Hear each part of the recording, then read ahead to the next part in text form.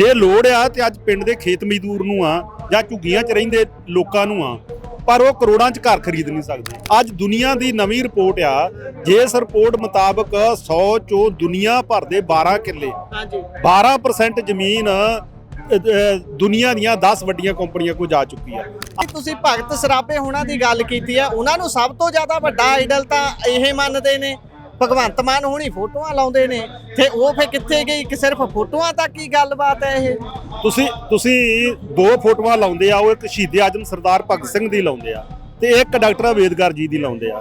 ਤੁਸੀਂ ਮੈਨੂੰ ਦੱਸੋ ਵੀ ਡਾਕਟਰ ਅੰਬੇਦਕਰ ਜੀ ਦਾ ਜਿਹੜਾ ਸੰਵਿਧਾਨ ਆ ਉਹ ਝੂਠਾ ਮੁਕਾਬਲਾ ਬਣਾਉਣ ਦੀ ਇਜਾਜ਼ਤ ਦਿੰਦਾ? ਪੱਗ ਬੰਨਿਆ ਭਗਤ ਸਿੰਘ ਦੇ ਵਾਰਸ ਨਹੀਂ ਬਣਿਆ ਜਾਂਦਾ। ਭਗਤ ਸਿੰਘ ਦੇ ਵਿਚਾਰ ਆ। ਅੱਜ ਉਹ ਕਹਿੰਦਾ ਸੀ ਮਨੁੱਖ ਦੀ ਮਨੁੱਖ ਤੋਂ ਲੁੱਟ ਨਾ ਹੋਵੇ। ਅੱਜ ਉਹ ਲੋਕਾਂ ਦੇ ਖੇਤ ਲੁੱਟ ਰਿਹਾ, ਲੋਕਾਂ ਦਾ ਰੁਜ਼ਗਾਰ ਲੁੱਟ ਰਿਹਾ।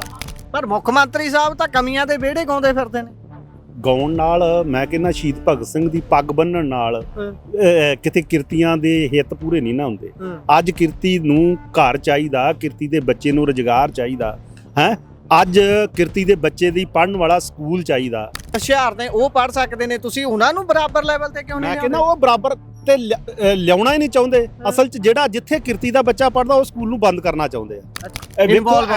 ਇਸ ਵੇਲੇ ਤੇ ਇੰਜ ਲੱਗਦਾ ਵਾ ਵੀ ਸਾਡੀ ਕੋਈ ਸਰਕਾਰ ਕੰਮ ਨਹੀਂ ਕਰ ਰਹੀ। ਇਹਨਾਂ ਨੂੰ ਕਾਗਜ਼ ਪੱਤਰ ਮਿਲਦਾ ਆ, ਸ਼ਾਮੀ ਮਿਲਦਾ ਆ, ਸਵੇਰੇ ਉੱਤੇ ਪ੍ਰੈਸ ਕਾਨਫਰੰਸ ਕਰਦੇ ਆ, ਉਹਦਾ ਐਲਾਨ ਕਰਦੇ ਆ। ਉਹ ਉਹਨਾਂ ਦੇ ਇਸ਼ਾਰਿਆਂ ਤੇ ਨੱਚ ਰਹੇ ਆ। ਸੋ ਲੈਂਡ ਪੂਲਿੰਗ ਨੀਤੀ ਦੇ ਖਿਲਾਫ ਜਿੱਥੇ ਲੋਕ ਇਕੱਠ ਕਰ ਰਹੇ ਨੇ, ਗੱਲ ਕਰ ਰਹੇ ਨੇ, ਇਸ ਦੀਆਂ ਖਾਮੀਆਂ ਤੇ ਚਰਚਾ ਹੋ ਰਹੀ ਹੈ, ਉੱਥੇ ਹੀ ਕਿਸਾਨਾਂ ਦੇ ਨਾਲ ਹੁਣ ਮਜ਼ਦੂਰ ਵਰਗ ਵੀ ਇਸ ਦੇ ਖਿਲਾਫ ਡਟ ਰਿਹਾ ਹੈ। ਅੱਜ ਮਨਰੇਗਾ ਵਰਕਰ ਜਿਹੜੇ ਨੇ ਉਹਨਾਂ ਦਾ ਭਾਰੀ ਇਕੱਠ ਹੋਇਆ ਪਿੰਡ ਜੋਧਾ ਲੁਧਿਆਣੇ ਦੇ ਵਿੱਚ। ਉੱਥੇ ਹੀ ਆਪਾਂ ਗੱਲ ਕਰਦੇ ਹਾਂ ਪ੍ਰਗਟ ਸਿੰਘ ਜਾਮਾ ਹੋਣਾ ਦੇ ਨਾਲ।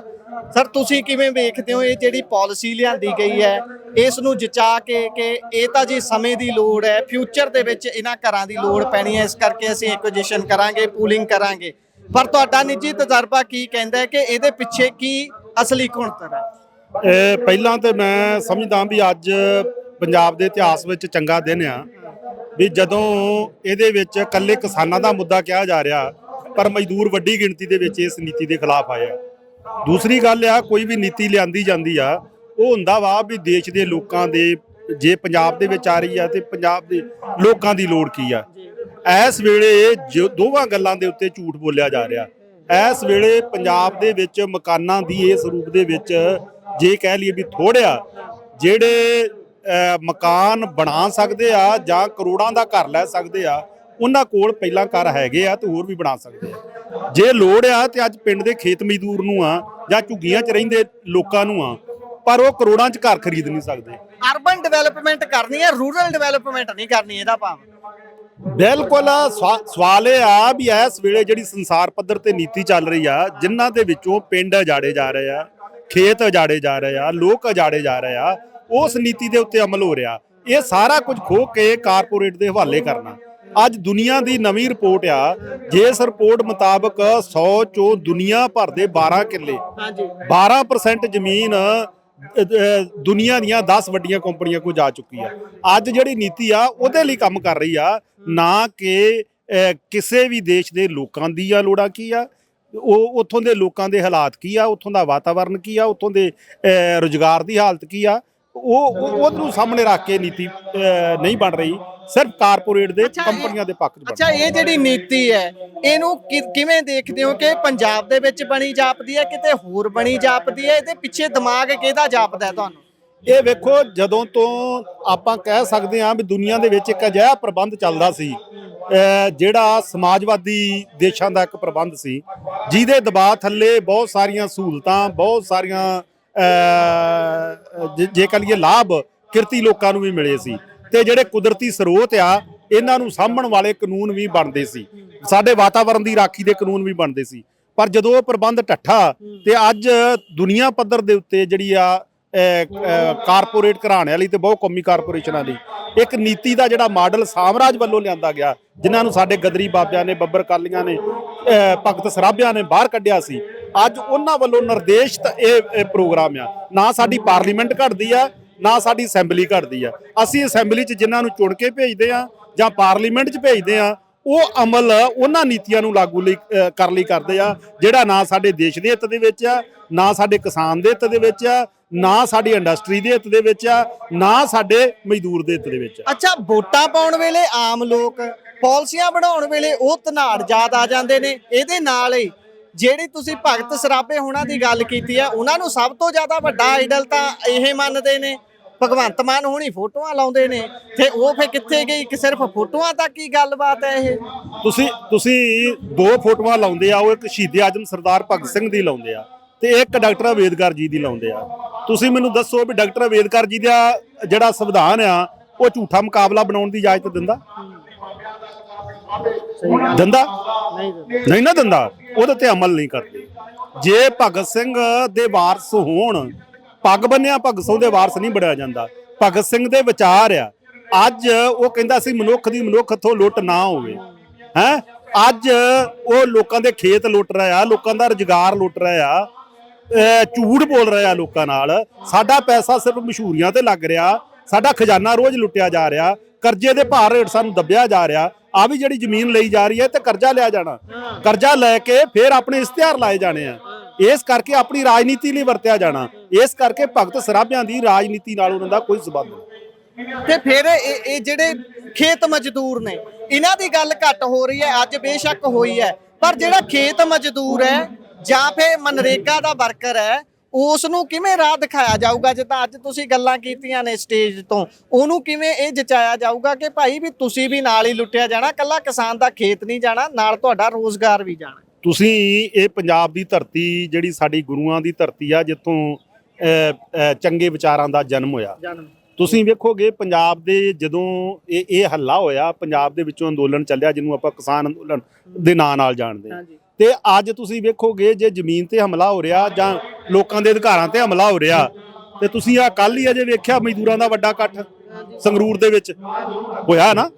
ਇਸ ਕਰਕੇ ਰੋਜ਼ ਦੇ ਰੋਜ਼ ਵੱਡੇ ਇਕੱਠ ਹੋ ਰਿਹਾ, ਰੋਜ਼ ਦੇ ਰੋਜ਼ ਵੱਡੇ ਇਕੱਠ ਹੋ ਰਿਹਾ। ਮਜ਼ਦੂਰ ਕਿਸਾਨ ਇਹਨਾਂ ਗੱਲਾਂ ਨੂੰ ਸਮਝ ਰਿਹਾ। ਆਉਣ ਵਾਲੇ ਸਮੇਂ ਦੇ ਵਿੱਚ ਜਿਹੜਾ ਰਾਜਨੀਤਿਕ ਤੌਰ ਦੇ ਉੱਤੇ ਹੁੰਦਾ ਇੱਕ ਚੇਤਨਤਾ ਲੋਕਾਂ ਦੇ ਵਿੱਚ ਆਵੇ। ਮੋਰਚੇ ਨੇ ਵੀ ਲੋਕਾਂ ਨੂੰ ਲੜਨ ਦਾ ਗੁਰ ਦੱਸਿਆ, ਪਰ ਜਿਹੜਾ ਰਾਜਨੀਤਿਕ ਚੇਤਨਤਾ ਜਿਹੜੀ ਇੱਕ ਪ੍ਰਬੰਧ ਨੂੰ ਬਦਲਣ ਵਾਲੀ ਆ, ਇੱਕ ਸਾਡੇ ਦੇਸ਼ ਤੇ ਜਿਹੜਾ ਢਾਂਚਾ ਚੱਲ ਰਿਹਾ ਉਹਨੂੰ ਬਦਲਣ ਵਾਲੀ ਆ, ਉਹ ਅਜੇ ਚੇਤਨਤਾ 'ਚ ਅਜੇ ਘਾਟ ਰਹੀ ਆ। ਉਹਦੇ ਲਈ ਲੋਕ ਉਸ ਪਾਸੇ ਨੂੰ ਅੱਗੇ ਵਧ ਰਹੇ ਆ। ਜਿੱਦਾਂ ਤੁਸੀਂ ਸੰਘਰਸ਼ਾਂ ਦੀ ਗੱਲ ਕੀਤੀ, ਇੱਥੇ ਇਕੱਠੇ ਹੁੰਨੇ ਹੋ, ਸੰਗਰੂਰ ਇਕੱਠੇ ਹੋਏ ਨੇ, ਉੱਥੇ ਤਾਂ ਸਿੱਧੀ ਗੱਲ ਹੀ ਪੁਲਿਸ ਦੇ ਜ਼ਬਰ ਦੀ ਹੋਈ ਹੈ ਨਾ, ਜਿਹੜੇ ਇਸ ਸਮੇਂ ਗੈਰ ਕਾਨੂੰਨੀ ਤਰੀਕੇ ਦੇ ਨਾਲ ਮੁਕਾਬਲਿਆਂ ਦੀ ਗੱਲ ਤੁਰਦੀ ਹੈ। ਪਰ ਇਹਨਾਂ ਸਾਰਿਆਂ ਤੋਂ ਸਰਕਾਰ ਨੂੰ ਡਰ ਕਿਉਂ ਨਹੀਂ ਆਉਂਦਾ? ਸਰਕਾਰ ਤਾਂ ਫੇਰ ਉਸੇ ਲਈ ਤੇ ਹੈ, ਜਾਂ ਤਾਂ ਹੋਵੇ ਨਾ ਵੀ ਸਰਕਾਰ ਨੂੰ ਤੁਹਾਡੇ ਕੀਤੇ ਗਏ ਸੰਘਰਸ਼ ਦੇ ਨਾਲ ਇਹ ਹਲੂਣਾ ਮਿਲਦਾ ਵੀ ਭਾਈ ਉਹ ਕਹਿੰਦੇ ਨੇ ਜਲਦੀ ਜਲਦੀ ਜਥੇਬੰਦੀਆਂ ਸੱਦੋ, ਆਪਾਂ ਮੀਟਿੰਗ ਕਰੀਏ। ਇੱਥੋਂ ਤੱਕ ਕਿ ਜਿਵੇਂ ਮੀਟਿੰਗ ਵੀ ਹੁੰਦੀ ਹੈ ਉਹਦੇ ਵਿੱਚ ਵੀ ਸਾਬਕਾ ਰਿਟਾਇਰ ਪੁਲਿਸ ਮੁਲਾਜ਼ਮ ਬੈਠਦੇ ਨੇ, ਪੁਲਿਸ ਮੁਲਾਜ਼ਮ ਬੈਠ ਕੇ ਗੱਲ ਕਰਦੇ ਨੇ, ਕਿਸੇ ਹੋਰ ਵਿਭਾਗ ਮੂਹਰੇ ਧਰਨਾ ਲੱਗਾ ਹੁੰਦਾ, ਗੱਲ ਕਰਨ ਪੁਲਿਸ ਮੁਲਾਜ਼ਮ ਆਉਂਦੇ ਨੇ। ਇਹ ਤਾਂ ਸਾਰਾ ਹੀ ਕੰਮ ਪੁਲਿਸ ਦੇ ਹੱਥ 'ਚ ਹੈ।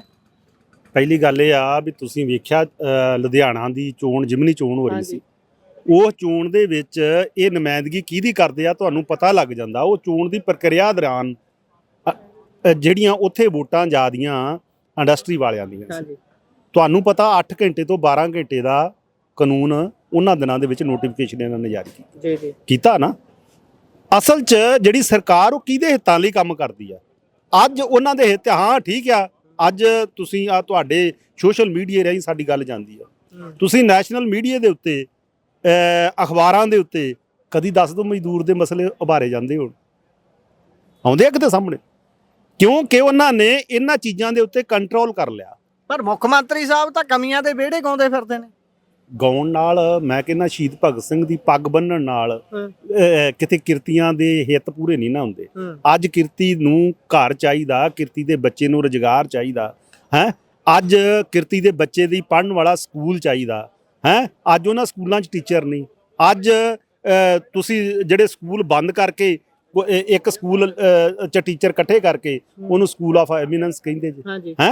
ਇਦਾਂ ਹੀ ਪਹਿਲਾਂ ਆਦਰਸ਼ ਸਕੂਲ ਕਿਹਾ ਜਾਂਦਾ ਸੀ, ਪਰ ਇਦਾਂ ਹੀ ਮਾਡਲ ਸਕੂਲਾਂ ਦਾ ਸੰਕਲਪ ਆਇਆ ਸੀ। ਇਹ ਵੀ ਤਾਂ ਕਾਣੀ ਵੰਡ ਹੀ ਹੈ ਨਾ। ਜਦੋਂ ਤੁਸੀਂ ਸਿੱਖਿਆ ਦੇ ਵਿੱਚ ਲੈਵਲ ਬਣਾ ਦੋਗੇ ਵੀ ਆਹ ਸਕੂਲ ਜਿਹੜਾ ਉਹ ਹੁਸ਼ਿਆਰ ਬੱਚਿਆਂ ਦੇ ਲਈ ਹੈ, ਆਹ ਸਕੂਲ ਦੇ ਵਿੱਚ ਮੱਧ ਵਰਗੀ ਜਿਹੜੇ ਬਹੁਤ ਘੱਟ ਹੁਸ਼ਿਆਰ ਨੇ ਉਹ ਪੜ੍ਹ ਸਕਦੇ ਨੇ, ਤੁਸੀਂ ਉਹਨਾਂ ਨੂੰ ਬਰਾਬਰ ਲੈਵਲ ਤੇ ਕਿਉਂ ਨਹੀਂ? ਮੈਂ ਕਹਿੰਦਾ ਉਹ ਬਰਾਬਰ ਤੇ ਲਿਆਉਣਾ ਹੀ ਨਹੀਂ ਚਾਹੁੰਦੇ। ਅਸਲ 'ਚ ਜਿਹੜਾ ਜਿੱਥੇ ਕਿਰਤੀ ਦਾ ਬੱਚਾ ਪੜਦਾ ਉਹ ਸਕੂਲ ਨੂੰ ਬੰਦ ਕਰਨਾ ਚਾਹੁੰਦੇ ਆ। ਅੱਛਾ ਜੀ। ਬੰਦ ਕਰਨਾ ਚਾਹੁੰਦੇ, ਉਹਦੇ 'ਚੋਂ ਜਿੰਨੇ ਕੁ ਉਹਨਾਂ ਨੂੰ ਚਾਹੀਦੇ ਆ।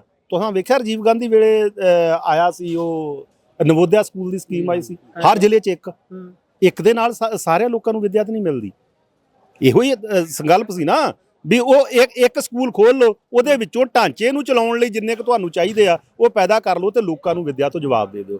ਅੱਜ ਵੀ ਉਸੇ ਤਰੀਕੇ ਦੇ ਨਾਲ, ਭਾਵੇਂ ਉਹ ਅਕਾਲੀ ਸਰਕਾਰ ਆਈ ਸੀ, ਅੱਜ ਆਮ ਆਦਮੀ ਪਾਰਟੀ ਦੀ ਸਰਕਾਰ ਆ, ਅੱਜ ਵੀ ਉਸੇ ਤਰੀਕੇ ਦੇ ਨਾਲ ਚੱਲਿਆ ਜਾ ਰਿਹਾ। ਬੋਰਡ ਬਦਲੇ ਜਾ ਰਹੇ ਆ, ਉਹਨਾਂ ਤੇ ਰੰਗ ਰੋਗਨ ਕੀਤਾ ਜਾ ਰਿਹਾ, ਪਰ ਕਿਰਤੀ ਦੇ, ਕਿਸਾਨ ਦੇ, ਆਮ ਲੋਕਾਂ ਦੇ ਬੱਚਿਆਂ ਨੂੰ ਵਿੱਦਿਆ ਦੇਣ ਦਾ ਕੋਈ ਪ੍ਰਬੰਧ ਨਹੀਂ ਕੀਤਾ। ਆਖਰੀ ਸਵਾਲ ਹੈ, ਸ਼ਾਰਟ ਆਨਸਰ ਦੇ ਦਿਓ ਕਿ ਜਿਹੜੀ ਦਿੱਲੀ ਵਾਲਿਆਂ ਦੀ, ਇਹਨਾਂ ਦੀ ਆਮ ਆਦਮੀ ਪਾਰਟੀ ਤੇ ਸੋ ਕਾਲਡ ਦਿੱਲੀ ਵਾਲੇ ਸੁਪਰੀਮੋ ਨੇ ਸਾਰੇ, ਉਹਨਾਂ ਦੀ ਭੂਮਿਕਾ ਨੂੰ ਪੰਜਾਬ ਦੀ ਸਰਕਾਰ 'ਚ ਕਿਵੇਂ ਵੇਖਦੇ ਹੋ? ਇਸ ਵੇਲੇ ਤੇ ਇੰਜ ਲੱਗਦਾ ਵਾ ਵੀ ਸਾਡੀ ਕੋਈ ਸਰਕਾਰ ਕੰਮ ਨਹੀਂ ਕਰ ਰਹੀ। ਇਹਨਾਂ ਨੂੰ ਕਾਗਜ਼ ਪੱਤਰ ਮਿਲਦਾ ਆ, ਸ਼ਾਮੀ ਮਿਲਦਾ ਆ, ਸਵੇਰੇ ਉੱਤੇ ਪ੍ਰੈਸ ਕਾਨਫਰੰਸ ਕਰਦੇ ਆ, ਉਹਦਾ ਐਲਾਨ ਕਰਦੇ ਆ। ਉਹ ਉਹਨਾਂ ਦੇ ਇਸ਼ਾਰਿਆਂ ਤੇ ਨੱਚ ਰਿਹਾ। ਜਿਨ੍ਹਾਂ ਨੂੰ ਦਿੱਲੀ ਵਾਲਿਆਂ ਨੇ ਹਰਾਇਆ ਉਹਨਾਂ ਦਾ ਅੱਜ ਰਾਜ ਪ੍ਰਬੰਧ ਇੱਥੇ ਚੱਲ ਰਿਹਾ।